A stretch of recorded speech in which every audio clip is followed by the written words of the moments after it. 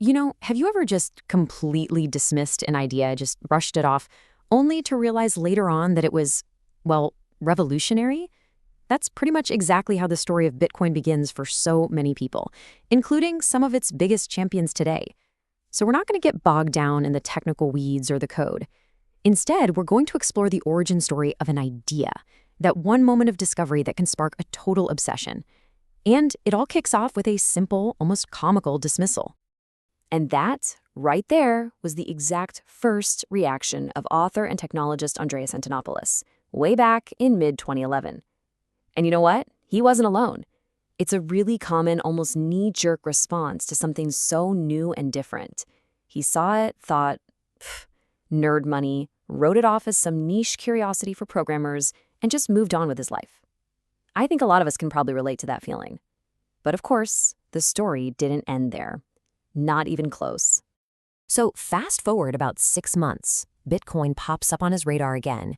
And this time, instead of just dismissing it, he decided, okay, I'm going to do this right. He decided to go straight to the source. He sat down and actually read the original 9-page paper by the mysterious Satoshi Nakamoto. He just wanted to figure out what all the fuss was really about, directly from the creator's own words. And that one decision, well, it changed everything. And this was the aha moment. As he finished reading those 9 pages, it just clicked. A huge realization hit him. The big deal wasn't about creating a new kind of digital cash. I mean, that was just the first application. The real innovation, the true game changer, was this: a network that could literally create trust between total strangers without needing a bank or a government or any kind of central middleman at all. It was a complete shift in thinking. That single realization immediately sparked a full-blown obsession. This wasn't just a casual interest anymore. For the next 4 months, he was spending more than 12 hours a day just glued to his screen, reading, writing code, and soaking up every single piece of information he could possibly find. It was a total, all-consuming deep dive right down the rabbit hole. Okay, so how do you explain a concept like a decentralized trust network? I mean, it can get really abstract really fast. How do you make an idea that big feel real and tangible? Well, a powerful analogy was found in a pretty unexpected place: nature.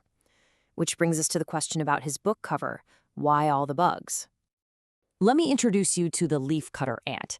These tiny creatures form societies that are so complex, they're second only to our own. And get this, they're not just gathering leaves to eat, they're actually farmers. They use those leaves to cultivate a special fungus that feeds the entire colony.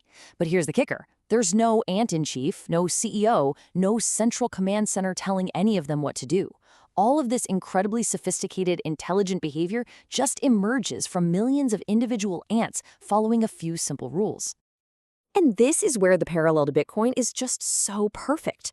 Just like that ant colony, the Bitcoin network is built on a foundation of simple rules. But in this case, the rules are baked into the software protocol.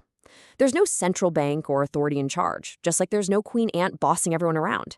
And the result? It's exactly the same. An incredible emergent complexity that grows out of millions of simple parts, all working together in harmony. And this, right here, is the core takeaway. The whole idea of a decentralized system isn't some wild, unproven science fiction concept. It's a model that nature itself has been perfecting for millions of years.